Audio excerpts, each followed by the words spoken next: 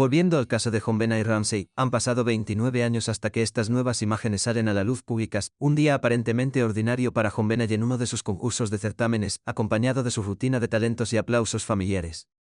Pero al desglosarlo se desbloquean secretos clave del verdadero origen del oso de Papá Noel encontrado ese día, el último momento de JonBenét, cómo la familia Ramsey se llevó pruebas importantes de la escena del crimen y la red de mentiras que Patsy Ramsey tejió para proclamar su inocencia.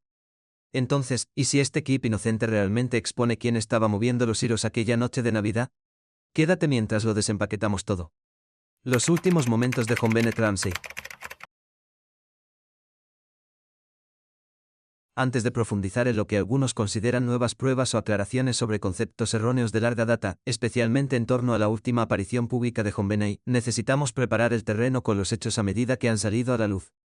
El último certamen de JonBenét y su última actuación fueron dos eventos distintos, separados por una semana, cada uno ofreciendo una visión de su mundo de concursos infantiles y concursos de talentos. No eran espectáculos de alto perfil que atrajeran a multitudes de desconocidos, eran reuniones pequeñas e íntimas, a las que asistían en su mayoría familias y rostros conocidos. No hay informes de figuras sospechosas acechando, ni indicios de amenazas o forasteros que la siguieran.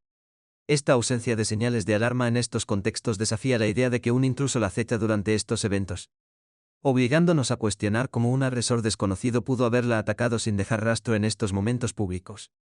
Empecemos con el certamen del 15 de diciembre de 1996. Era domingo y JonBenét competía en el espectáculo navideño Stacy's en el aeropuerto Leader a las afueras de Denver. Esto marcó su último certamen formal, una competición estructurada en la que participó como concursante número 12. Interpretó su rutina de talento. Por lo que sabemos, brilló en el evento ganando múltiples títulos, incluido Little Miss Christmas. Sus premios reflejaban la temática navideña, una medalla de ganadora de talento que se convirtió en un objeto muy apreciado para su padre, John Ramsey, y un oso de Papá Noel vestido con un traje rojo y blanco. Por favor, ten en cuenta ese detalle, lo hablaremos en partes posteriores. Volviendo a aquel día, John llegó tarde perdiéndose su actuación real pero llegando a tiempo para la entrega de premios. Recordó que ella corrió hacia él, emocionada, y le colocó la medalla al cuello diciendo algo como papá, te gané esto. The event was a couple weeks before she died, and I was late to get there. But I always tried to go to watch her little talent thing. And she came running up to me and said, Dad, I won this for you. And it was a medal, and it was all talent winner. Era un momento que solía destacar en entrevistas posteriores, enfatizando su apoyo a su talento por encima del lado competitivo, diciéndole siempre que se centrara en divertirse en lugar de ganar o perder. Patsy Ramsey, la madre de JonBenét, estuvo allí de principio a fin. Profundamente involucrada como solía estar en estas actividades. El evento en sí fue discreto, lejos de las producciones glamurosas que algunos podrían imaginar. Las imágenes captaron la atmósfera, un puñado de participantes, aplausos escasos que parecían venir principalmente de familiares en el público. No había grandes multitudes, ni multitudes de espectadores llenando el recinto. Se sentía más como un asunto familiar que un espectáculo público, con padres y hermanos animando a sí mismos. No vemos ninguna evidencia que pueda atraer después a forasteros o depredadores que escanean la sala y se fijen en JonBenét. El propio John señaló en las discusiones que estos concursos eran lo suficientemente abiertos como para que cualquiera pudiera entrar y sentarse, fingiendo ser un familiar, pero no vio a nadie fuera de lugar, ni a extraños con impermeables merodeando en las esquinas. Este detalle subraya la ausencia de amenazas evidentes. Si un intruso supuestamente estaba obsesionado con JonBenét desde su circuito de certámenes, este evento no ofrecía una oportunidad clara de vigilancia sin destacar en un grupo tan pequeño. Esto nos lleva al 22 de diciembre de 1996, la última aparición pública absoluta de JonBenét, distinta de la estructura formal de certamen de la semana anterior. No era otra competición con jueces y títulos, era un concurso informal de talentos en el Southwest Plaza Mayelite-Letton, al sur de Denver. Abrió el espectáculo como solista, subiendo al escenario con una energía que igualaba su reputación de niña feliz, despreocupada y llena de vida. Vestida con un conjunto rojo que encajaba con la temporada navideña, cantó Rockwinner o un Tetris Mastre mientras tocaba un saxofón de juguete, recibiendo los aplausos de los compradores que se deambulaban. Fue una actuación desenfadada, capturada en vídeo que la muestra interactuando con el público en un centro comercial, no en un lugar dedicado, sino en un espacio público donde las familias estaban haciendo recados de última hora para las fiestas. Un testigo que compartió la cuenta ese día la recordó vívidamente sentada en un pedestal antes, rodeada de profesionales que le ajustaban el pelo y le ponían el maquillaje completo. Esto destacó por ser poco común en comparación con otros niños locales que actuaban, que podían tener solo un toque de pintalabios o máscara de pestañas hechos por sus madres. La preparación de Jonbenay reflejaba el pulido de su experiencia en los certámenes, pero el evento en sí mantuvo un perfil discreto, atrayendo a espectadores casuales en lugar de a un público dedicado. De nuevo, no hay señales de ninguna amenaza aquí. El centro comercial estaba lleno de actividad navideña, pero el concurso de talentos no atrajo a hordas de desconocidos obsesionados con los artistas. Los compradores aplaudieron cálidamente, pero no era un escenario en el que un intruso pudiera pasar desapercibido para acechar a un niño en concreto sin avisar. La ausencia de cualquier comportamiento sospechoso reportado por testigos o la familia debilita aún más la idea de que alguien estuviera siguiendo a Jonbenay durante estas salidas. Si un autor desconocido se hubiera estado preparando para un ataque, estos momentos públicos, especialmente uno tan cerca de Navidad, probablemente habría mostrado alguna anomalía, como un rostro desconocido que se quedara demasiado tiempo que la siguiera después. En cambio, todo apunta a la normalidad, un niño de 6 años disfrutando del foco en entornos seguros y familiares rodeado de personas que la apoyan. Distinguir estas dos apariencias agudiza nuestra comprensión de la línea temporal. El certamen del 15 de diciembre fue un evento competitivo con concursantes numerados, segmentos de talento y premios entregados en el escenario. Duró gran parte del día, con John llevando sus trofeos y disfraces al coche después. Según recordaban los presentes, Pat se socializaba con otras madres, y la dinámica familiar brillaba, John tarde pero orgulloso, con Benay encantada de compartir su victoria. En cambio, el evento del 22 de diciembre fue más corto, más improvisado, todo centrado únicamente en la actuación sin los adornos de certamen. Comenzó sola, esta vez sin coronas ni medallas, solo aplausos de los transeúntes. El conjunto rojo que llevaba ese día permanecía en la rutina familiar. Pat se mencionó después que dejó el mono rojo de Jonbenay sobre la tabla de planchar la mañana del 26 de diciembre porque tenía manchas de la actuación. Y planeaba llevarlo a la tintorería tras su viaje. Este pequeño detalle vincula el evento directamente con las horas previas a su muerte, mostrando cómo esas apariciones formaban parte de la vida cotidiana, no imanes para el peligro. Los recuerdos de Jon en entrevistas refuerzan esta separación. A menudo hablaba de asistir a sus sesiones de talento en certámenes, como el del 15 de diciembre, en donde enfatizaba apoyar sus habilidades por encima del glamour. No mencionó específicamente el espectáculo en el centro comercial, quizá porque carecía de la estructura formal de los certámenes. Pero su énfasis general en la diversión coincide con ambos eventos. Buke, su hermano, abordó la dinámica familiar en sus propias conversaciones, señalando que los certámenes eran más bien cosa de madre e hija, con él y John realizando otras actividades. No hizo referencia directa a la actuación del 22 de diciembre. Pero sus comentarios sugieren que estas salidas no alteraron el hogar de formas que invitaran a riesgos externos. Ningún familiar reportó sentirse observado o incómodo en ninguno de los dos eventos. Lo que más destaca es cómo estas apariciones carecían de elementos que pudieran sostener una narrativa de intrusos. El espectáculo fue íntimo, con aplausos que sonaban como si vinieran solo de familiares. Ni desconocidos, como John mismo observó, del grupo parecía compuesto por padres y hermanos. El desfile en el centro comercial, aunque en un espacio público, llamó la atención casual de los compradores. No del tipo de público concentrado donde alguien podría ocultar su intención. Los testimonios de testigos presenciales describen a una chica positiva y enérgica, glamorizada quizás más allá de lo habitual para sus compañeros, pero en un entorno libre de amenazas. Si un intruso la hubiera estado vigilando, estos eventos navideños consecutivos habrían sido oportunidades privilegiadas, pero no salió nada, no hubo encuentros extraños, ni reportes a la policía. Esta brecha nos obliga a reconsiderarnos, ¿realmente eran estas las puertas para que un forastero la atacara? ¿O apuntan a otro lugar? El oso de Papá Noel. Volviendo a la importante evidencia, las imágenes recientes han reavivado debates en la comunidad sobre uno de los elementos más controvertidos del caso, el oso de Papá Noel, y más sorprendente aún, la evidencia directa mostró que Patsy Ramsey mintió sobre la muerte de su hija. El oso vestido con un disfraz rojo y blanco de Papá Noel llamó la atención por primera vez justo después del asesinato de Jonbenay el 26 de diciembre de 1996. Apareció en fotos de la escena del crimen, tumbada en la cama individual junto a la suya en su dormitorio. Los investigadores lo notaron durante el procesado inicial de la casa, y rápidamente se convirtió en un punto focal porque parecía fuera de lugar. Familiares, incluida Patsy Ramsey, dijeron que no la reconocieron en absoluto. Esa afirmación la convirtió en una posible pista. Algo que podría apuntar a un intruso que la dejó atrás o la usó para sacar a la niña de 6 años de su habitación. El tema navideño del oso encajaba con el momento navideño, pero su desconocimiento planteaba preguntas sobre cómo llegó allí. La hermana de Patsy, Pam, añadió intriga con su relato de haber visto al oso durante su visita a la casa el 28 de diciembre de 1996. Tenía permiso de la policía para entrar y recoger algunos objetos para la familia, como ropa y recuerdos, ya que se habían ido apresuradamente tras el hallazgo de Jonbenay. Pam vio al oso en la cama secundaria de la habitación de Jonbenay, y le llamó la atención como algo que no conocía.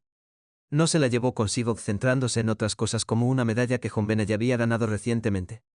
Pero Pam más tarde sugirió que el oso podría haber tenido un papel en atraer a JonBenét. Quizá incluso llevando una nota en su bolsa con instrucciones para que ella la siguiera. Esa idea surgió en debates, vinculándose a teorías sobre cómo se desarrolló el crimen. Pam también mencionó la naturaleza estacional del oso, señalando que los objetos temáticos de Papá Noel como este normalmente se guardaban fuera de Navidad, lo que hacía su presencia aún más desconcertante si nadie en la familia lo recordaba.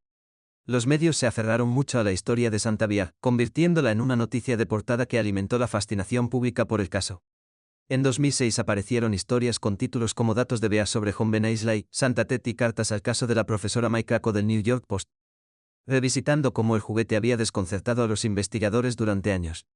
Otro del Denver Post en 1999 detallaba cómo los fiscales lanzaron una rara apelación en línea para obtener información sobre el oso de peluche vestido de Papá Noel, supuestamente encontrado en la habitación de JonBenét. El fiscal del distrito Alex Hunter se involucró, pidiendo pistas al público en 1998 y 1999, considerándolo un posible avance para identificar al asesino. Titulares como Toy Bear podría ser la pista de JonBenét y Teddy Bear y cartas a la profesora May resuelve el caso mantuvieron viva la historia, sugiriendo que podría estar relacionada con cartas u otras pruebas. La cobertura pintaba al oso como un misterio central, uno que podría contener la clave para resolver el caso de par en pa. Las autoridades incluso investigaron los registros de ventas y detalles de envío de ese modelo de oso, con la esperanza de rastrear su origen. Los partidarios de la familia Ramsey aumentaron el misterio alrededor del oso, argumentando que era demasiado estacional para ser simplemente un objeto doméstico al azar. Señalaron que los ositos de peluche de Papá Noel no son algo que se vea en junio o julio. Se empaquetan con decoraciones navideñas y solo se llevan para las fiestas. Eso hacía que su aparición en las fotos del dormitorio pareciera sospechosa, como si la hubiera presentado alguien fuera de la familia. Nadie, incluida la ama de llaves, recordaba haberlo visto antes del asesinato, lo que respaldaba la idea de que desapareció después, apoyando a un intruso que podría haberlo tomado o dejado como burla. Esta línea de pensamiento encajaba en narrativas más amplias que presionaban por un autor externo, convirtiendo al oso en lo que algunos llamaban una pista vital en el asesinato sin resolver. Las conexiones con otras figuras del caso añadieron más capas a la controversia en torno al oso de Santa Bia. B. McReynolds, un amigo de la familia que interpretó a Papá Noel en la fiesta navideña de los Ramsey el 23 de diciembre de 1996, fue objeto de escrutinio. Había estado en la casa solo unos días antes del asesinato, interactuando estrechamente con JonBenét. Las teorías vinculaban al oso con él, especialmente porque su esposa había escrito una obra años antes sobre una niña secuestrada y encontrada en un sótano. Un detalle que reflejaba las circunstancias de la muerte de JonBenét. McReynolds entregó muestras de cabello y escritura a la policía, y los investigadores le interrogaron varias veces, pero no hubo pruebas directas que lo vincularan con el oso ni con el crimen. Algunos especulaban que reclutó a alguien más joven para realizar el acto, quizá filmándolo o fotografiándolo con el oso como elemento simbólico de su papel de Papá Noel. JonBenét había contado a un amigo que esperaba una visita especial de Papá Noel después de Navidad, lo cual algunos relacionaban con McReynolds, aunque quizá solo era una historia familiar sobre sus planes después de las fiestas. La policía volvió a entrevistar a McReynolds y a su esposa en marzo de 1997, comprobando sus coartadas y cualquier posible vínculo con el oso. A pesar de las sospechas, no surgió nada concreto, pero la asociación mantuvo al oso enredado en teorías de forasteros. El detective Steve Thomas, investigador principal del caso, ofreció una visión diferente en su libro JonBenét, Inside the Ramsey Murder Investigation, publicado en 2000. Minimizó al oso diciendo que no era el gran misterio que muchos imaginaban, sugiriendo que probablemente estaba entre los objetos retirados de la casa el 28 de diciembre por Pam Pau. Thomas argumentó que era solo uno de los varios peluches de JonBenét, no una pista elaborada de un intruso que lo trajo para atraerla. Se preguntó por qué se convirtió en un punto tan central, dando a entender que el verdadero problema residía en la negación de la familia de poseerla. En el libro, Thomas explora la investigación en detalle, pintando al oso como una pista falsa que distrae de explicaciones más directas. Su perspectiva desvió un poco el foco de los escenarios de intrusos salvajes, enfatizando que los asesinatos suelen ser lo que parecen, sin armas de respaldo como un oso si el plan principal fallaba. Imágenes recientes de un competidor de certámenes, compartidas casi 29 años después del asesinato, devolvieron al oso de Santa a la luz clara. Capturó el espectáculo navideño Stastis el 15 de diciembre de 1996, donde JonBenét ganó el premio a Little Miss Christmas. El vídeo muestra los premios expuestos, incluyendo lo que parece ser el oso de Papá Noel, entre otros objetos navideños como un árbol de Navidad y una figura de Papá Noel. La detective Jane Armer, que trabajó en el caso desde pocos días después de que encontraran a JonBenét, confirmó el verdadero origen del oso revisando vídeos similares de concursos de belleza a finales de los años 90. Ella lo identificó como un premio entregado por la organizadora Leona Grego del grupo de certámenes All Stars America, comprado a una empresa de venta por correo en Nebraska. Las imágenes sitúan al oso en una mesa de premios, parte de los premios para ganadores como Jon Benet, que también recibió una medalla de talento ese día. Jon Ramsey llevó los premios al coche después, y Patsy estuvo allí todo el tiempo. Esto descartaba que cualquier intruso lo hubiera plantado, ya que había llegado legítimamente del evento. Vemos cómo esto desmontó el ángulo del intruso relacionado con el oso. No se descubrió de forma sospechosa, sino como un regalo sencillo de un concurso al que asistió la familia. La policía supo que fue distribuida a Jon Benet y otros niños en el evento Americis en Boulder días antes del asesinato. El oso fue recuperado hacia mediados del año 2000 de cajas en el sótano de los padres de Patsy en Roswell, Georgia, tras una búsqueda realizada por el equipo de los Ramsey. Había sido llena con objetos de la habitación de Jon Benet en Colorado, lo que sugiere que nunca desapareció del todo, sino que permaneció en posesión familiar. Está claro que Patsy mintió sobre no reconocer al oso. En sus entrevistas de 1998 negó saberlo cuando le mostraron las fotos del dormitorio. Su libro The Art of Innocence en la página 273 describe cómo vio al oso en esas imágenes y provocó una búsqueda nacional porque le resultaba desconocido. Pero las imágenes la sitúan en el certamen donde se premió contradiciendo sus afirmaciones. Esta incoherencia pone de manifiesto cómo el oso, que antes era una supuesta pista vital que creaba ilusiones de un forastero, se convirtió en la prueba de un conocimiento interno. La confirmación de Armer lo consolidó como un artefacto de certamen, no algo dejado por un perpetrador. Para más detalles sobre lo que Patsy Ramsey explicó sobre la existencia del oso en sus entrevistas de 1998, negó rotundamente saber nada al respecto cuando le mostraron las fotos desde el dormitorio de Jon Benet. Dijo sin rodeos: no reconozco a este oso, y aunque le preguntaran si las apelaciones públicas le despertaron la memoria, insistió en que no le sonaba de nada. ¿Por qué iba a seguir eso cuando se la presionaba varias veces? Esto plantea preguntas sobre si se estaba conteniendo o si había algo más profundo en juego. Luego, en su declaración del 28 de agosto de 2000 en Atlanta, con su abogado Lynn Wood justo allí, mantuvo la misma línea, alegando que al principio no la reconocía. Ella sugirió la idea de que podría haber sido un oso completamente diferente, uno de ángel blanco con una pancarta que había ganado Jon Benet, en lugar de la versión disfrazada de Papá Noel. Pero, ¿cómo encaja eso con los detalles que salieron después?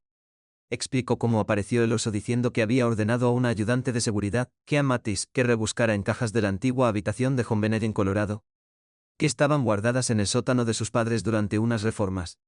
Lo hizo sonar como si todo se hubiera guardado en el caos tras el asesinato y su rápida mudanza, simplemente pasado desapercibido en el caos. ¿Fue esto una confusión real o apunta a un patrón de llamada selectiva? Patsy también afirmó tener una memoria algo confusa sobre todo el asunto sin molestarse en corregir el error del fiscal en la fecha, diciendo 14 de diciembre en lugar de 15 y reaccionando sorprendida como a sí, cuando le dijeron que el vídeo colocaba al oso justo ahí con ella dentro. Insistió en su versión, insistiendo en que su mente fuera un oso que no fuera Papá Noel. Lo que hace que esto sea extraño es cómo choca con otros relatos sobre su aguda atención al detalle en asuntos familiares.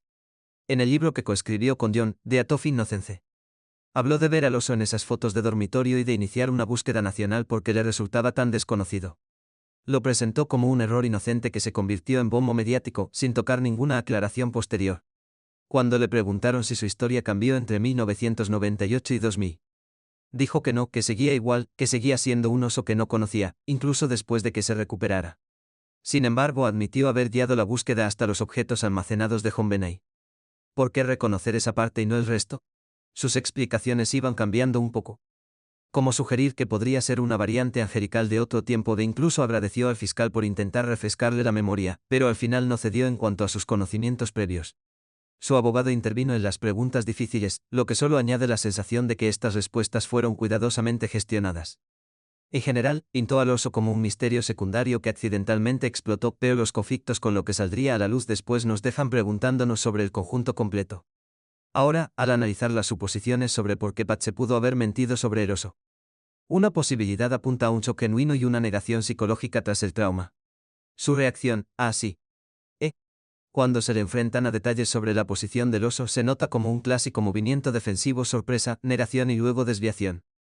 ¿Podría ser esto una señal de que su mente cogiera los recuerdos ligados a los últimos momentos felices con Jon Benet? En casos de culpa o trauma profundo, un padre puede bloquear inconscientemente objetos relacionados con la pérdida, como el oso que representa la inocencia justo antes de la pesadilla. Esto no va de engaño deliberado, sino de un mecanismo de autoprotección, donde el cerebro se disocia de símbolos dolorosos. ¿Cómo si no explicar que se ceñan a la negación incluso cuando los hechos se acumulan?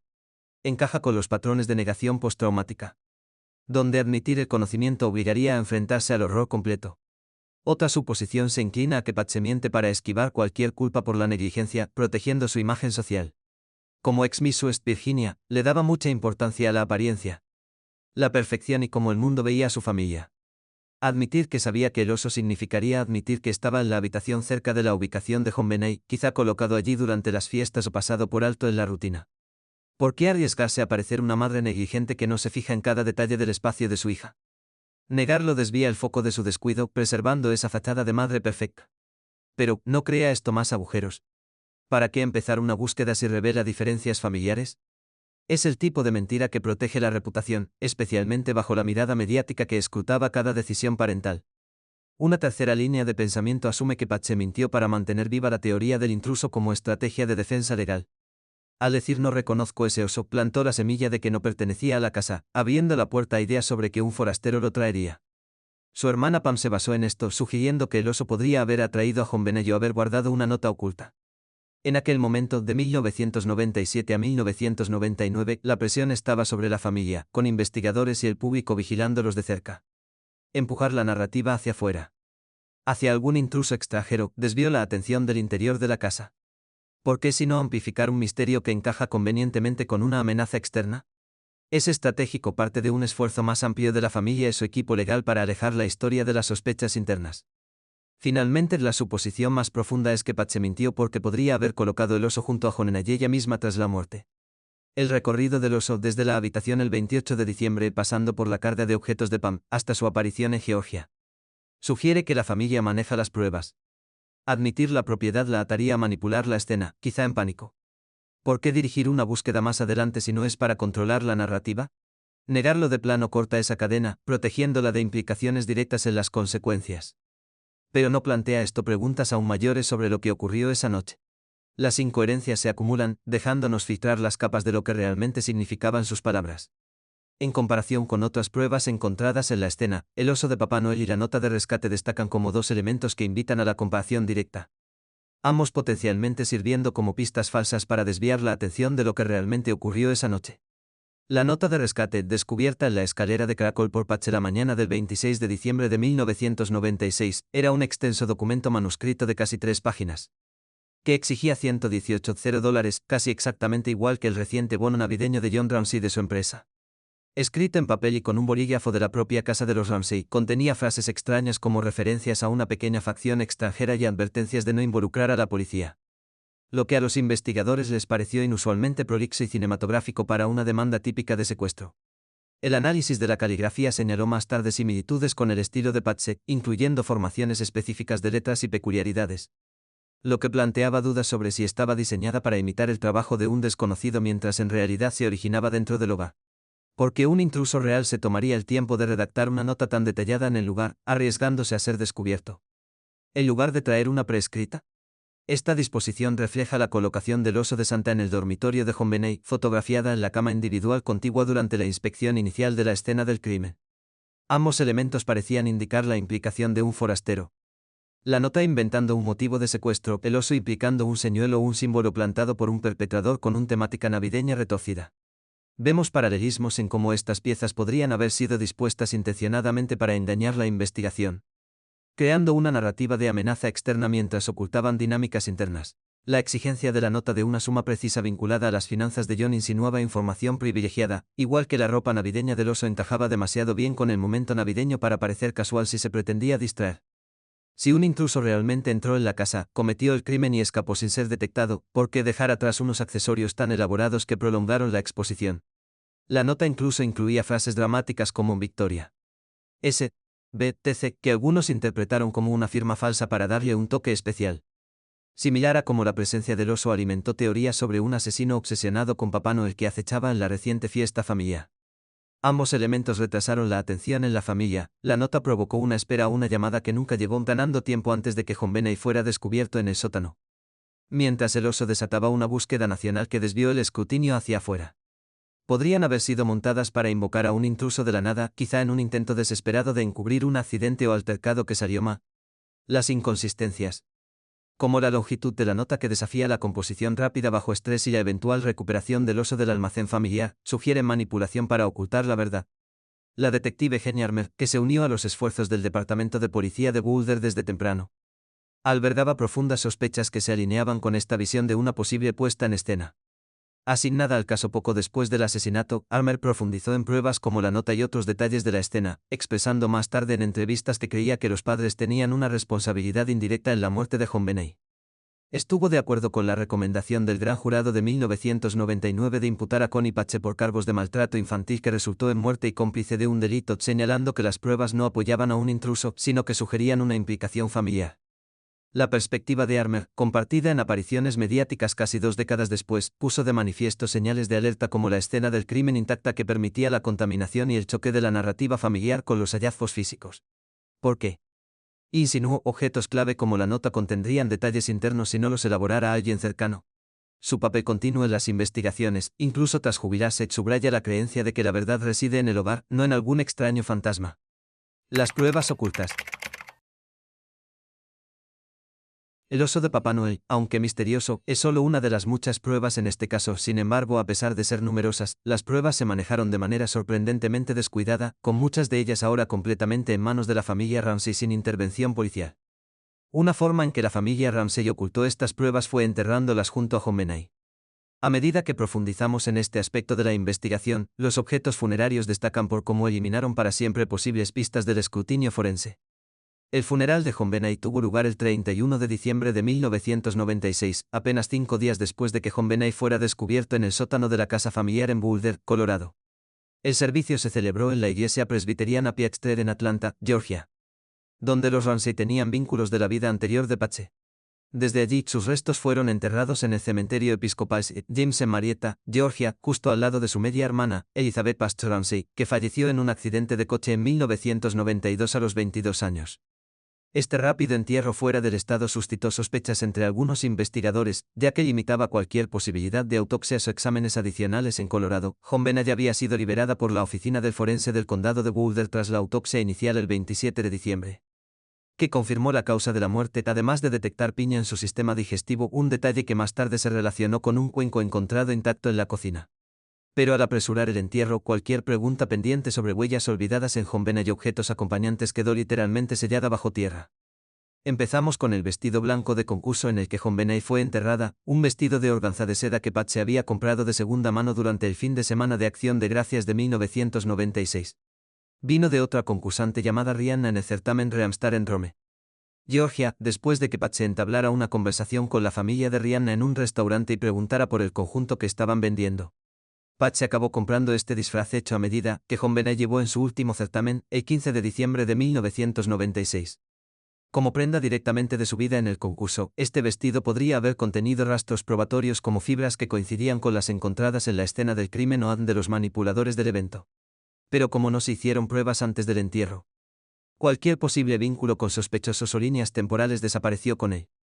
¿Por qué enterrarla con un vestido de concurso usado en vez de algo más personal de casa?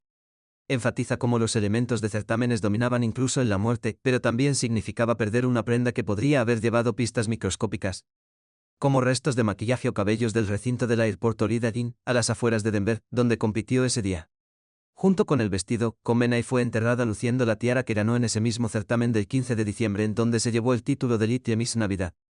Este accesorio brillante, entregado como premio por la organizadora Leona Grego, teóricamente podría tener huellas dactilares de otros participantes, jueces o incluso familiares que lo manipularon después del evento. John Ramsey llevó los trofeos y los disfraces al coche después del certamen. Así que sus estampas podrían ser esperadas, pero ¿qué pasa con los demás? El entierro eliminó cualquier levantamiento forense, lo que plantea dudas sobre oportunidades perdidas. ¿Podrían manchas o de contacto en la tiara haber apuntado a alguien fuera del círculo familiar? En entrevistas, Pam Pau, hermana de Patche, abordó esta elección, diciendo que JonBenet llevaba uno de sus vestiditos en los que compitió y llevaba una tiara que ganó en uno de los certámenes. Pam pareció sorprendida cuando le preguntaron por ello, respondiendo con ¿enterrado en qué?, antes de explicarlo como apropiado para quién era JonBenet. Pero esta decisión dejó de lado un punto que podría haberse relacionado con teorías más amplias, como si los asistentes al concurso tuvieron un papel en la tragedia. el juguete favorito de Khomeini. Kitty también fue con ella al ataúd. Este peluche tenía un valor sentimental profundo, pero Pam no pudo cogerlo durante su visita del 28 de diciembre a la casa de Boulder, donde recogió baúles llenos de objetos con permiso policial. Patsy quería a Kitty específicamente para el entierro. Así que la oficial Linda Arendt volvió a recogerlo de la casa. Como algo del dormitorio de Khomeini, Kitty podría haber tenido marcas o residuos de la noche del asesinato, quizás fibras de la cinta americana o cable usados en el crimen, o incluso ADN de contacto si se manipularon durante el incidente. ¿Por qué dejar que un objeto tan personal, potencialmente contaminado por la escena, quede sin analizar? Su entierro hizo que cualquier secreto probatorio que contuviera permaneciera enterrado, igual que el detalle de la piña de la autopsia nunca se comparó con las huellas en juguetes o ropa que pudiera haber estado presente. También se escondía una cruz dorada en el ataúd, un objeto cuyo origen no está del todo claro pero que podría haber provenido de la colección familiar. Si era de la casa, esta cruz podría haber servido como superficie para huellas dactilares o ADN, especialmente si se llevaba o manipulaba alrededor del momento del asesinato.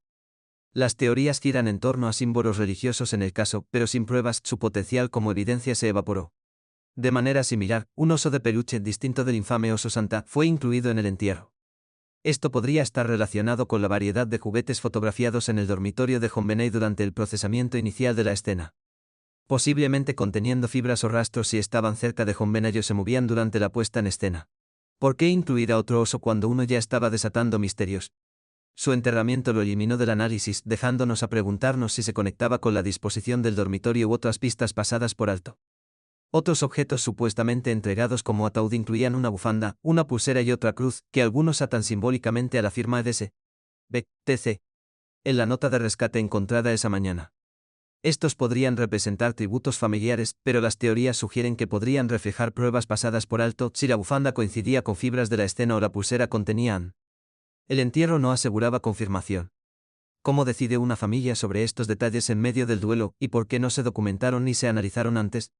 El rápido entierro el 31 de diciembre, pocos días después de la autopsia, agravó la situación. El traslado de Khomeini a Georgia para su entierro junto a Elizabeth imitó el acceso de las autoridades de Boulder.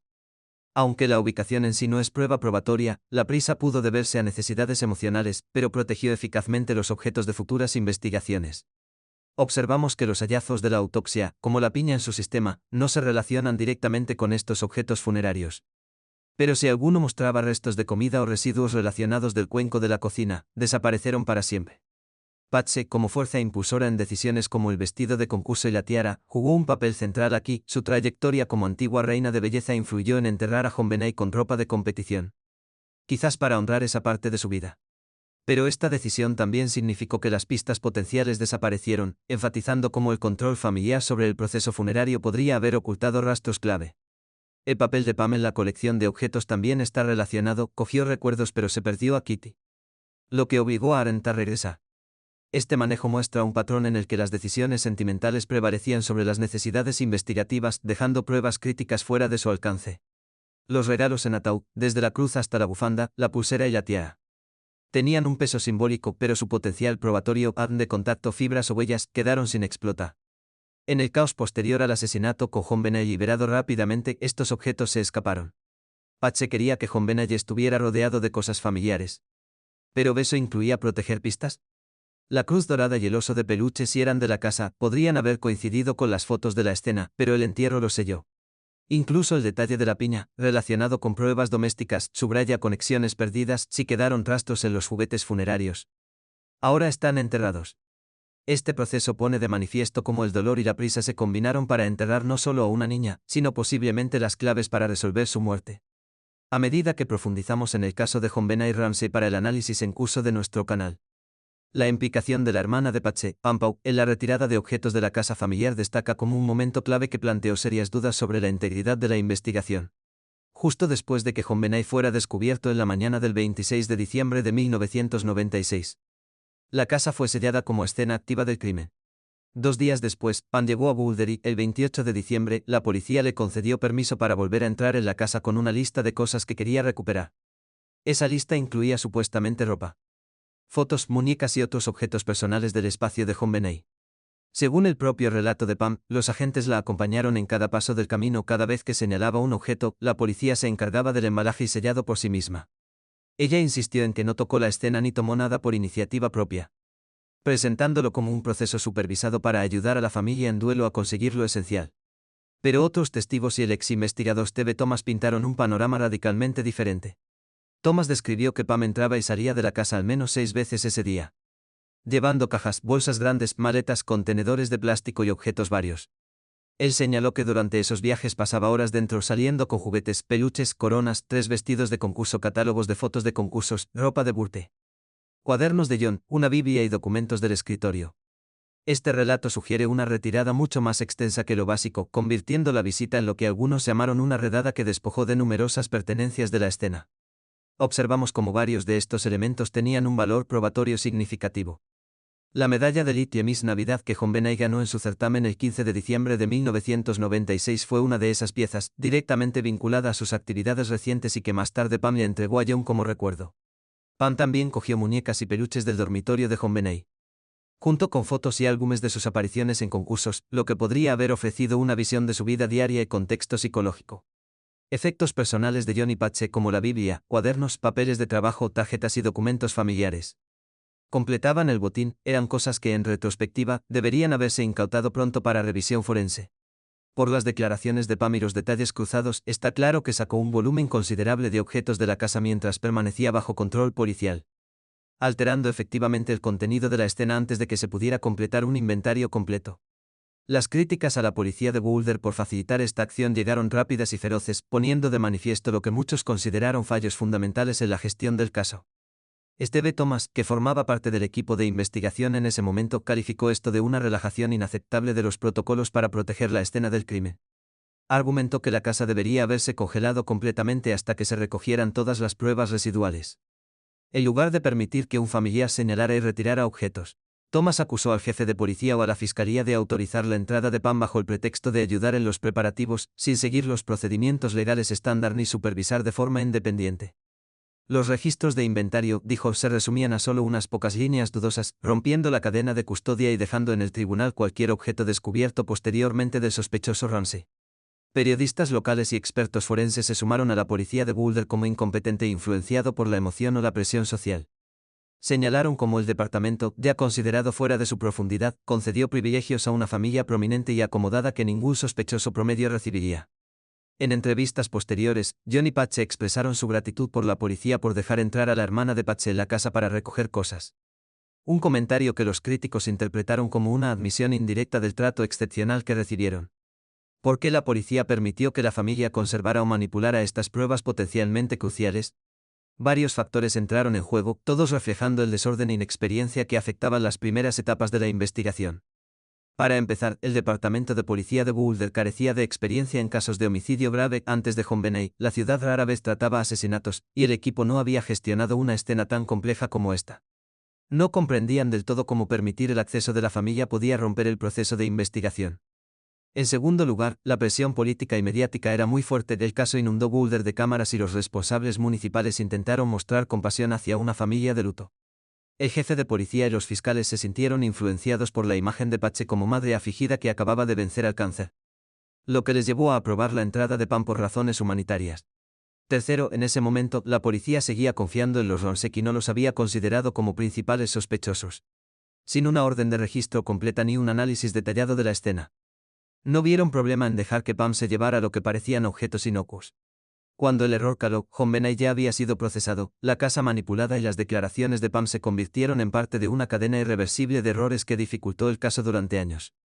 Teorías sobre encubrimiento y sesgo giran en torno a este episodio, con muchos análisis independientes viendo el 28 de diciembre como un enlace en una secuencia que convenientemente perdió o neutralizó pruebas. Una idea predominante sostiene que la retirada ayudó a ocultar huellas que apuntaban hacia adentro, permitiendo a la familia controlar a qué podían acceder los investigadores. El sesgo se manifiesta en cómo la policía mostró clemencia a los Ramsey debido a su estatus, permitiendo que la hermana de Patsy actuara como sustituta para limpiar partes de la escena. El papel de Patsy es muy importante aquí, ya que supuestamente elaboró la lista detallada para Pam, indicando que priorizar sin estar presente físicamente durante la redada estaba en un hotel. Esto sugiere un esfuerzo coordinado, no espontaneidad, con Pam siguiendo instrucciones para recoger objetos que puedan tener valor forense, como ropa de cama o juguetes que puedan contener amnolíquidos. Algunos investigadores especularon que Patsy tenía restos de pintura, sangre o limpiadores en estos objetos, lo que la llevó a que Pam los recogiera sin que nadie se diera cuenta. El enfrentamiento entre la medalla que Pam se llevó y otros objetos del dormitorio refuerza las sospechas de que se trató de una limpieza selectiva, protegiendo las vulnerabilidades familiares del escrutinio. La influencia de Patsy se extendió más allá de la lista, como alguien profundamente implicada en la imagen pública de su hija, mantuvo la supervisión de las pertenencias de Jogena incluso después de la tragedia.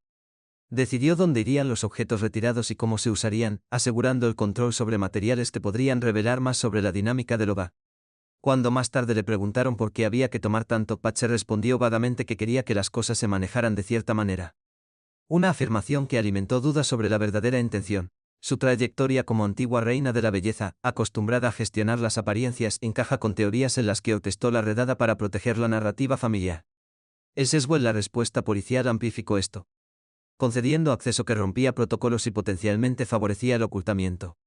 Vemos cómo las directrices de Patsy a Pam convirtieron una asignación compasiva en un movimiento estratégico con los objetos, fotos, coronas y vestidos retirados, sirviendo para preservar una historia pulida mientras posiblemente borraban verdades más complicadas. La posterior presión del gran jurado para presentar cargos por motivos de complicidad insinúa esta interacción, donde la planificación de Patsy a través de Pam interrumpió la prueba probatoria. En general, su posición central al guiar la retirada subraya cómo los lazos familiares y la deferencia policial se entrelazan, alimentando debates continuos sobre qué se perdió en esas cajas y bolsas. La marioneta viva. Parece claro que el papel de Patsy en ocultar pruebas fue sustancial, pero volviendo a la gran pregunta en este caso, ¿quién fue el asesino? Su implicación probablemente necesita más que unos pocos documentos y declaraciones para ser concretada. Mientras recopilamos detalles sobre el misterio de JonBenét Ramsey para el análisis de nuestro canal, la lucha de Patsy contra el cáncer en 1993 marca un punto de inflexión que marcó su relación con su hija. Diagnosticada con cáncer de ovario en estadio 4 a los 36 años, se enfrentó a cirugía y tratamiento que la dejaron al borde del abismo en varias ocasiones. Después de eso cayó en la depresión, sintiendo que perdía el control y temía que recurriera. El relato de Laurence Stiller en Perfect Mother, Perfecton describe cómo perdió su sentido de feminidad e integridad corporal durante este periodo. JonBenét, nacida y creciendo en plena recuperación de Patsy, se convirtió en el punto focal de su energía vital restante. Familiares y amigos solían decir que Patsy se veía a sí misma en JonBenét, con la niña sirviendo como un reflejo de su propia supervivencia. La costurera Pam Griffin, que confeccionó trajes de concurso para JonBenét, lo dijo sin rodeos: Patsy vivió a través de su hija, vivió a través de ella. La enfermedad empujó a Patsy a recrearse a sí misma a través de la perfección de su hija, casi como una máscara de inmortalidad. Algunos análisis sugieren que los concursos se convirtieron en medicina para su supervivencia, con JonBenét como la muñeca que lleva esa cura. En esta luz, JonBenét ya no era solo un niño, sino un símbolo viviente de triunfo sobre la muerte, un bebé muñeca que representaba la imagen ideal de una madre que había superado las probabilidades. Patsy se sumergió de lleno en el mundo de los certámenes de belleza entre 1994 y 1996, seleccionando vestidos a mano, cosiéndolos ella misma, maquillándose y haciendo cadenas para JonBenét. La ama de llaves Linda Cox recordó cómo todo tenía que combinar con Patsy, pero pintalabios, zapatos, haciéndolos parecer gemelos. JonBenét y su madre llevaban conjuntos a juego, usaban el mismo pintalabios, y Patsy a menudo la llamaba pequeña señorita yo. Los testigos describieron un control extremo durante un episodio de varicela en 1995. Patsy llamó al médico no para consolar al niño, sino para preguntar cuánto tiempo tardarían en despejar las manchas para una sesión de fotos. Cuando JonBenét tenía problemas de enures, las reacciones de Patsy se percibían más como enfado por ira que por preocupación, gritando cosas como ¿cómo pudiste hacer eso? No eres un bebé. Las habitaciones de las chicas estaban decoradas como el espacio de muñecas, con una sala de concursos que mostraba trofeos, cintas y fotos. Patsy se quedó con la llave y con frecuencia reorganizaba todo, etiquetando algunos objetos como solo para exposición. En los vídeos de certámenes, Patsy se ponía justo al lado del escenario, arreglando el pelo, haciendo señales y a veces moviendo los labios con los labios. La periodista Susan Bennett observó: no era JonBenét quien actuaba, era Patsy actuando a través de ella. El lenguaje de Patsy sobre su hija mostraba posesión, no afecto natural. Le llamaba nuestra pieza de exhibición, mi pequeña creación, regalo perfecto. Nunca dijo JonBenét llama, pero siempre decidimos que actuaría. Se notan señales de que a Patsy no le importaba tanto como decía cómo manejó la salud de JonBenét. El 17 de diciembre de 1996, Patsy llamó 3 veces al pediatra Beauf, pero no llevó al niño a un examen. Los registros policiales muestran que la doctora Beauf señaló que Patsy buscaba tranquilidad, no un diagnóstico, solo quería saber que todo estaba bien. Este patrón sugiere evitación más que atención proactiva. La enurese continuó hasta que JonBenét tenía 6 años, empapándose las sábanas regularmente. Cox describió mañanas en las que la chica se despertaba mojada y Patsy gritaba en vez de consolarla. Griffin recordó que Patsy le confió esto antes de Navidad, sonando más frustrado porque arruinó la imagen que preocupado por la causa. La atención diaria también se sentía distorsionada. JonBenét dormía con su madre muchas noches, no por miedo sino porque Patche quería tenerla cerca. Patche la despertaba a medianoche para practicar canto, leer líneas o probar vestuarios. Hickox vio una vez a JonBenét desplomado dormido en una silla, con los labios aún pintados, como una muñeca aún sin maquillaje. El comportamiento de Patche tras la muerte resalta aún más esta desconexión. Eligió un vestido blanco y una corona para el entierro, llamándolo su último desfile. Pidió artículos como la muñeca Me Twin y la medalla de Navidad de Little Miss para el ataúd. En televisión, Patche lloraba pero ajustaba constantemente su pelo, pintalabios y luces ante las cámaras. Según señalaban los equipos de DTs,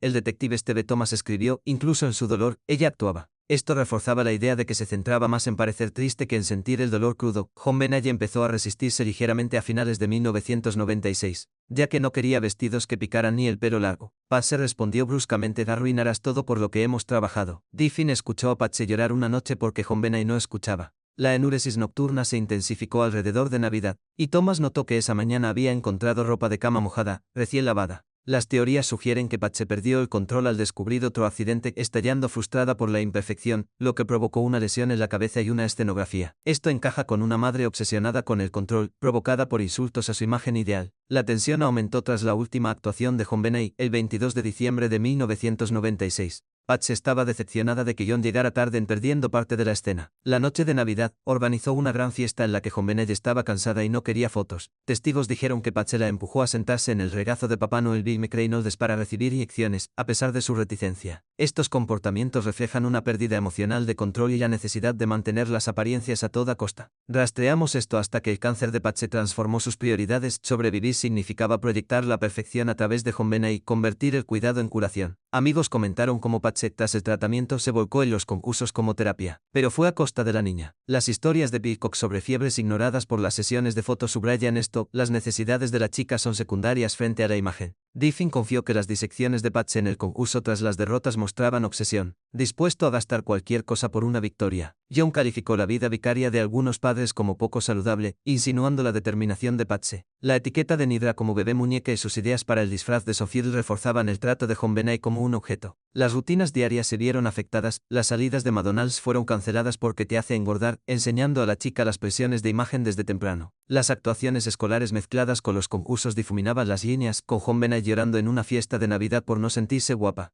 posiblemente por comentarios de compañeros. La negación de Patche de una sala de concurso en las declaraciones chocaba con la realidad, restando importancia a la intensidad. Sus elecciones tras la muerte como el conjunto de enterramiento de una reciente compra de un certamen reflejaban esto: JonBenét eternamente la muñeca perfecta. Al alinear estos detalles, el lenguaje de Patche en las entrevistas revela más decisiones enmarcadas como nosotros en lugar de los deseos del niño. Las llamadas sanitarias buscaban soluciones rápidas, no atención profunda. La frustración por enurar la cama acumulaba resentimiento, según confidentes. Tras el asesinato, su actuación como el duero sugería centrarse en la imagen. La resistencia de JonBenét aumentó las tensiones, y rechazar vestidos provocó discusiones por esfuerzos frustrados. El estrés navideño lo amplificaba, con la fiesta empujando a la chica cansada a salir en fotos. Las teorías atan esto a un punto de ruptura: descubrir un desastre, reaccionar violentamente y luego cubrir. Pinta un perfil psicológico unificado: una mujer atormentada por la muerte cercana, canalizando la supervivencia para controlar la imagen de su hija, donde las imperfecciones desencadenaban el desastre. JonBenét, como muñeca viviente, soportó el peso de este renacimiento, dejando de lado sus verdaderas necesidades por la fachada. Las acciones de Patche,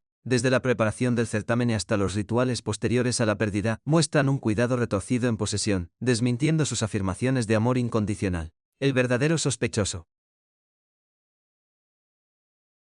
Parece claro que el papel de Patche en ocultar pruebas fue sustancial. Sin embargo, volviendo a la gran pregunta de este caso, ¿quién fue el asesino? Su papel podría necesitar más pruebas que unos pocos papeles y declaraciones. Al alinear los detalles en nuestro análisis del caso JonBenét Ramsey, el enfoque en Patche como figura central ha dominado las discusiones durante más de 2 décadas. Los medios y la opinión pública se centraron en ella como la madre perfeccionista propensa a la ira, la que cuya letra coincidía con la nota de rescate, y alguien con muchas pistas que la llevaban hasta ella. Pero tenemos que preguntarnos, ¿por qué todas estas flechas apuntan tan claramente a Patche, casi demasiado convenientemente? ¿Y si Patche era quien creaba esta imagen de muñeca perfecta a través de JonBenét, quién estaba realmente moviendo los hilos cuando todo se desmoronaba? Esto da la vuelta al guión, planteando la posibilidad de que John Ramsey, el hombre calmado y poderoso con un don para el control, fuera quien orquestara la narrativa para desviar las sospechas de sí mismo. En apariencia, Patche se convierte en el blanco fácil, con pruebas acumulándose de formas que la hacen parecer culpable a primera vista. La nota de rescate, encontrada en la escalera de caracol esa mañana del 26 de diciembre de 1996, fue escrita con un bolígrafo de la casa sobre papel arrancado del propio bloque de notas de Patsy.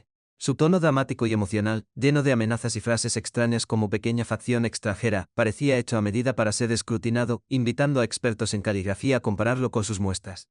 Los analistas notaron similitudes en las formas de las letras, como la forma en que formaba IQ, y el estilo general se sentía personal, no como un garabato rápido de un desconocido. ¿Por qué un secuestrador real arriesgaría a escribir algo tan largo en el lugar, usando objetos domésticos? Eso situó a Patsy en primer plano, especialmente porque los $118,000 exigidos igualaban casi exactamente la prima de John, pero sus negativas y su entrega emocional en entrevistas amplificaron el protagonismo. Luego está su comportamiento esa mañana, aún con la misma ropa de la fiesta de la noche anterior en casa de los White. Llamó a 112 con una voz que sonaba temblorosa y guionizada para algunos. Los agentes que llegaron la encontraron desconsolada, lo que encajaba con el perfil de alguien abrumado por la culpa. Rastreamos esto hasta el caos inicial, H al teléfono, describiendo la nota, mientras John la leía por encima del hombro. Sus reacciones resultaban bruscas e impulsivas, del tipo que llama la atención en un colapso de crimen real. Las pruebas de ADN y fibras consolidaron aún más a Patsy como la sospechosa visible. Se encontraron fibras compatibles con su jersey rojo en la cinta americana sobre la boca de John Benet y en la manta que la envolvía. El ADN de contacto en los calzoncillos largos también planteó preguntas, aunque las pruebas posteriores complicaron las cosas. Estas pistas la convirtieron en un libro abierto para los investigadores, fácil de investigar con órdenes judiciales y entrevistas. Su perfil psicológico añadió combustible, inestabilidad post-cáncer, obsesión por el control y frustración por la enuresis nocturna de John Benet pintaban un motivo que gritaba un chasquido emocional. La teoría de Thomas en su libro la explicaba. Patsy, irritada por otro accidente en la noche de Navidad, pudo haber tirado de la niña en el baño, causándole una lesión en la cabeza, y luego entró en pánico y montó el resto. Todo encajaba demasiado bien, una madre cuya vida giraba en torno a la perfección, rompiéndose bajo el estrés de las vacaciones. Pero, ¿no plantea esta comodidad la pregunta, ¿por qué dejar huellas tan evidentes si estaba tapando? La longitud de la nota de rescate, su ropa sin cambiar, las fibras, todo rastreable, todo apuntando directamente a ella como migas de pan, hace que Patsy sea la sospechosa perfecta, predecible, legible y procesable en la superficie. Profundizando, John Ramsey emerge como quien opera en las sombras. Sus acciones sugieren un nivel de control que le protegía mientras exponía a Patsy. Fue él quien descubrió a John Benet, no la policía ni los equipos de búsqueda. Alrededor de la 1 p.m. del 26 de diciembre, después de que la detective Linda Arendt sugiriera revisar la casa de nuevo, John bajó solo con su amigo Fleetwood. Se fijó en la bodega, encendió la luz y vio a John Benet bajo una manta. ¿Por qué la encontró tan rápido en una casa llena de habitaciones, solo unos minutos después de que la policía la hubiera pasado por alto? Arendt notó que John parecía saber a dónde ir, actuando como un hombre que ya anticipaba lo que descubriría. Al verla, cogió a John Benet, la subió escaleras arriba y la dejó en el suelo del salón, destruyendo la escena original. Le quitó la cinta de la boca e intentó aflojar las ataduras de las muñecas. Acciones que contaminaron posibles ADN, huellas dactilares, posiciones de fibras y toda la cadena de pruebas. Los agentes lo describieron como un ataque de pánico paterno, pero forensemente borró rastros críticos. Cualquier ADN de contacto en la manta en John Benet se confundió por su manipulación, y el movimiento interrumpió el análisis de escenificación. ¿Por qué precipitarse en trasladarlas y preservar pruebas importaba? Esto hizo que las acusaciones directas contra él fueran complicadas. El instinto paternal le proporcionaba una cobertura, y era difícil procesar como manipulación deliberada. John también controlaba el espacio y quién entró en la casa ese día. Él decidía quién se quedaba y quién se iba, dirigiendo a los amigos e incluso a los movimientos policiales hasta cierto punto. Cuando los agentes llegaron, desaconsejó una búsqueda completa en el sótano, centrándolos en otro lugar. Arendt recordó a John paseando y supervisando la escena, con una actitud tranquila en medio del caos. Él fue quien llamó a amigos y al pastor, convirtiendo la casa en un lugar de reunión antes de que estuviera completamente asegurada. A las 10 de la mañana, una docena de personas deambulaban, tocando superficies y rastreando escombros que contaminaban irremediablemente muestras de ADN y huellas. John justificó que necesitaba apoyo para la oración, pero el efecto fue diluir el grupo de sospechosos y enturbiar las pruebas físicas. ¿Para qué invitar a una multitud si no es para complicar la informática forense?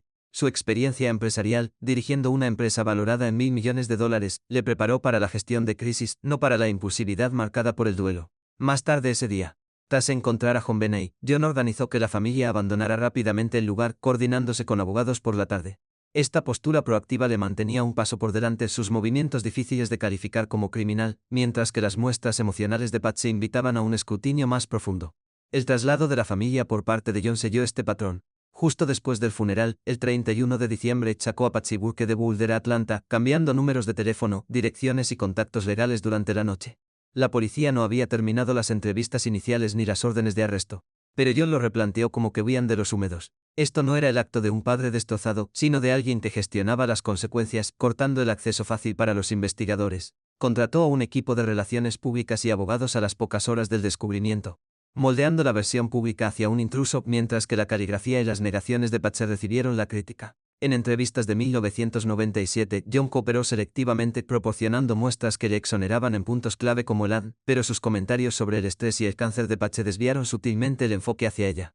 El gran jurado en 1999 recomendó imputar a ambos por malos tratos que resultaban en muerte y cargos de cómplice, pero las alteraciones de escena de John recibieron menos críticas que los enlaces de las notas de Patche, su descubrimiento presentado como heroico, el de ella como sospechoso. ¿Porque sus acciones eludían la misma intensidad? Su calma durante la llamada al 911 leyendo la nota en silencio mientras Patche hablaba sugería un conocimiento previo para algunos. Afirmó haber estado despierto temprano esa mañana, registrando la casa antes de que llegara la policía, pero nadie insistió tanto en su línea temporal como la de Patche. Seguimos la influencia de John durante las primeras horas de la mañana. Primero leyó la nota, instruyó a Patche en la llamada y luego gestionó las llegadas. Su viaje al sótano ese mismo día, revisando ventanas rotas pero perdiendo a JonBenét, hizo saltar sospechas. ¿Por qué pasar por alto la bodega y encontrarla después? Arnett percibió que algo no iba bien, notando que John evitaba el contacto visual y parecía distante. A medida que el caso se prolongaba, John impulsó las pruebas de ADN que finalmente exoneraron a la familia en 2008 bajo la Fiscalía Marillaco, pero críticos como Thomas argumentaron que ignoraron su manipulación de escenas. Las grietas visibles de Patche, sus frustraciones por enurar la cama y su obsesión por los concursos de belleza la convirtieron en el pararrayos, mientras que los pasos calculados de John permanecían en la sombra. Incluso contribuyó a su escrutinio permitiendo que las comparaciones de caligrafía y las narrativas emocionales dominaran, dirigiendo a la policía completamente hacia ella. En las declaraciones de 2000, las respuestas de John fueron medidas, contrastando con las negativas de Patche sobre objetos como el oso. Esta dinámica sugiere que conocía el final de la historia, actuando para protegerse dejando que las pruebas de Patche absorbieran los golpes. Su hito empresarial ese año, alcanzando $1,0 millones, mostró a un hombre acostumbrado al control, aplicándolo aquí para evadir la culpa directa. Las acciones de Patche, fácilmente rastreables a través de llamadas y objetos, palidecían frente a las maniobras más difíciles de sondear de John, como el movimiento de JonBenét y la invitación a la multitud. La llamada sin respuesta en la nota, prometida antes de las 10 de la mañana, no fue atendida mientras John se centraba en otra cosa, ganando tiempo. Esto da la vuelta a la narrativa, Patche como la fachada emocional, John como el director asegurando que la sospecha cayera de forma desigual. Ahora pasamos a la duda persistente, ¿fue realmente Patche la responsable de todo en este caso, o la trampa la convierte en el chivo expiatorio mientras alguien más movía los hilos? Durante más de 2 décadas el escrutinio público y mediático se centró en Patche como la madre perfeccionista de temperamento corto, su letra vinculada a la nota de rescate y muchas pistas que llevaban a sus arrebatos emocionales. Pero, ¿por qué todo apunta tan claramente a ella? Casi como una trampa. ¿Y si Patche creó esta vida de muñeca perfecta a través de JonBenét? ¿Quién tomó el relevo cuando la fachada se vino abajo? Esto pone el foco en John Ramsey, el ejecutivo sereno con poder y compostura, que potencialmente monta la historia para desviar la atención de sí mismo. Patche destaca como el objetivo obvio con pistas apilándose a simple vista. La nota de rescate, escrita con un rotulador doméstico en su bloque de notas, tenía un tono teatral y sincero, amenazas mezcladas con detalles personales, que clamaban por un análisis. Los expertos lo examinaron detenidamente notando coincidencias en los bucles y la redacción de sus cartas, convirtiéndolo en un blanco de sospechas. Sus acciones esa mañana del 26 de diciembre alimentaron esto, aun con la ropa de fiesta de la reunión de los tites la noche anterior. Marcó el 112 con voz temblorosa, describiendo la nota de una manera que sonaba ensayada para algunos. Los agentes encontraron fibras de su chaqueta roja sobre la cinta americana y la manta, además de lazos de ADN por contacto que la mantenían en la mira. Su mentalidad post-cáncer, aferrarse al control, enurar la cama, pintaba un motivo emocional ordenado como una madre desmoronándose bajo la presión de las vacaciones. El libro de Thomas exponía el escenario. Patche, frustrada por otro accidente, podría haber reaccionado violentamente, causando el golpe en la cabeza, y luego haber sido cubierta con el dispositivo y la nota. Todo encajaba demasiado perfectamente, convirtiéndola en la sospechosa alcanzable, predecible por su obsesión por los concursos y sus visibles colapsos. Sin embargo, bajo esto, John emerge como el operador sombra, sus movimientos sugieren que orquestó distracciones. Con su experiencia como CEO de Access Rapids, una empresa de almacenamiento de datos que alcanzó $1,0 millones en 1996, comprendió mejor que la mayoría las pruebas de prueba, la cadena de custodia y calculó las respuestas. La policía de Boulder lo describió como extremadamente cauteloso en cada declaración, midiendo cada respuesta. En el ADN, las huellas desconocidas de un hombre bajo las uñas y en su ropa no coincidían con él, pero la contaminación lo enturbió. JonBenét se movió, la manta se desplazó, la ropa ajustada. El abrazo de John a JonBenét y al descubrirlo mezcló el ADN de cualquier autor con el suyo propio, arruinando las pruebas claras. ¿Por qué actuar tan rápido si no para ocultar? Los objetos desaparecidos se suman a esto: su ordenador personal, agendas y horarios de trabajo desaparecieron en menos de 48 horas, nunca recuperados. Fotos, vídeos y papeles de escritorio de la planta principal desaparecieron antes de sellarse por completo, colándose por grietas que podría haber aprovechado. Cohn también legalizó la interrupción, llamando a abogados e investigadores privados en cuestión de horas, convirtiendo la investigación en una batalla mediática. Ofreció ruedas de prensa, replanteando como la lucha familiar contra la injusticia, justificando limpiezas como limpiar suelos o colar la ropa como preparación post-show. En entrevistas, cooperó ante la cámara pero dejó que Patsy hablara la mayor parte, dirigiendo las preguntas hacia ella con frases como «Patsy sabe más que yo».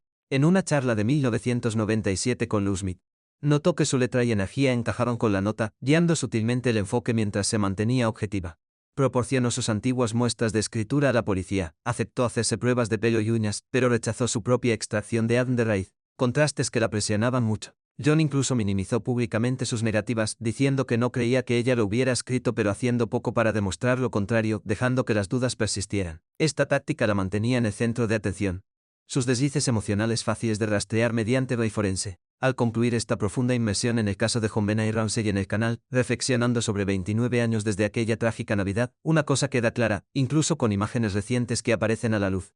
Como esos clips de certámenes que arrojan luz sobre momentos cotidianos, la investigación no ha tenido el avance que merece. Hemos ido reuniendo cronogramas, dinámicas familiares y preguntas pendientes, pero al final del día no han surgido respuestas definitivas. El origen del oso Santa, las declaraciones de Patsy y la composición de John sobre las conversaciones sobre el combustible, pero siguen basados en especulaciones más que en pruebas sólidas. En mi opinión, esto pone de manifiesto lo complejo que puede ser el crimen real. Las pruebas se contaminan, las narrativas cambian y los sesgos personales influyen en las interpretaciones. Debemos recordar a JonBenet como el niño inocente en el centro, no solo como un rompecabezas por resolver. Desde un punto de vista personal, la mayor lección aquí es la fragilidad de la justicia en casos de alto perfil. Primeros errores en el trato, como permitir que la familia accediera a la escena, muestran cómo los fallos procedimentales pueden descarrilar verdades para siempre. Nos recuerda que debemos abordar estas historias con empatía, respetando el dolor continuo de los Ramsey. H falleció en 2006 aún bajo la nube. John se ha reconstruido bajo escrutinio y Burke vive en privado. Como analistas de sillón, perseguimos pistas, pero la verdadera resolución requiere avances forenses y sondas imparciales, no teorías interminables. Este caso enseña paciencia, actualizaciones como las repruebas de ADN en 2023 insinúan esperanza, pero sin cierre, es un llamamiento sobrio a honrar a las víctimas buscando hechos en lugar de sensacionalismo. Gracias por unirte a esta exploración, sigamos discutiendo con responsabilidad en los comentarios.